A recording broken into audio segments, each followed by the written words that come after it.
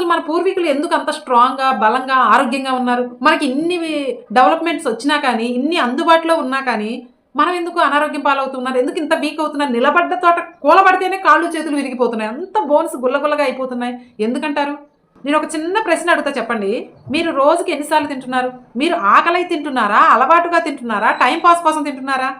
నేను ఈరోజు మీ ప్రాణాలను కాపాడేటటువంటి ఒక రహస్యం చెప్తానండి. మనం నిరంతరం తింటూ ఉంటే మన బాడీ ఎప్పుడు స్టోరేజ్ మూడ్‌లోనే ఉంటుందండి. మన ఫ్యాట్ ఎప్పటికీ కరగదు. మన పూర్వీకులకు ఏ గడియారాలున్నాయండి? ఉదయం టిఫిను, మధ్యాహ్నం రైసు, స్నాక్సు, నైట్ డిన్నరు ఇలా తినాలని వాళ్ళకి ఎటువంటి గడియారాలు లేవు కదా! సమయానికి తినటానికి. ఆకలి వేసినప్పుడు మాత్రమే తినేవాళ్ళు. వాళ్ళు కొన్ని రోజులు విందులు, కొన్ని రోజులు అసలు తినటానికి ఏమీ ఉండకపోయేది. అదేం వాళ్ళకి శాపం కాదండి. అదే వాళ్ళు ఆరోగ్యంగా ఉండటానికి ఒక వరం. కానీ 1900 సంవత్సరం నుంచి మొత్తం మారిపోయిందండి. ఫ్యాక్టరీలు, ఫుడ్డు కంపెనీలు తమ స్వార్థం కోసం బ్రేక్‌ఫాస్ట్ అనే ఒక అబద్ధాన్ని సృష్టించారు. ఈ బ్రేక్‌ఫాస్టే రోజు మొత్తంలో మనకి అత్యంత అవసరమైనటువంటి ఆహారం అని చెప్పేసి మన మెదడుకి బాగా ఎక్కించారండి. ఇక ఈ స్నాక్స్ కంపెనీలంటారా మనం ఏదో ఒకటి నములుతూ ఉండేలా పొద్దస్తమానం మనల్ని అలా మార్చేశాయి. ఎందుకంటే మనం అలా నిరంతరం తింటూ ఉంటేనే అలాంటి ఫ్యాక్టరీలు బతుకుతూ ఉంటాయి.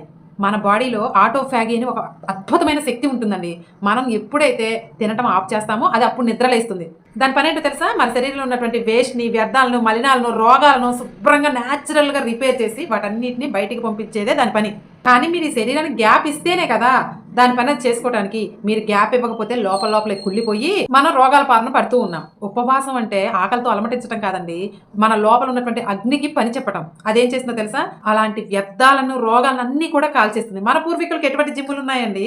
వాళ్ళు ప్రకృతితో కలిసి నడిసేటటువంటి ఒక అద్భుతమైన క్రమశిక్షణ మాత్రమే ఉంది. కానీ మనం ఆ క్రమశిక్షణ వదిలేసి ఆకలి లేకపోయినా కానీ అలవాటుగా తినేటటువంటి ఒక అలవాటికి మనం బానిసైపోయాం. మీ శరీరం రోగాలకు నిలయం కాదండి. డస్ట్‌ని, వేస్ట్‌ని, రోగాల్ని ఇక్కడ స్టోర్ చేసుకునేటటువంటి ఒక వ్యర్థం కాదండి. ఇది ఒక దేవాలయం. దాన్ని శుభ్రంగా ఉంచుకోండి. ఆరోగ్యంగా ఉంచుకోండి. మీలో ఎంతమంది అలవాటుగా తింటున్నారు? ఆకలితో తింటున్నారు? నా కామెంట్ సెక్షన్‌లో తెలియజేయండి.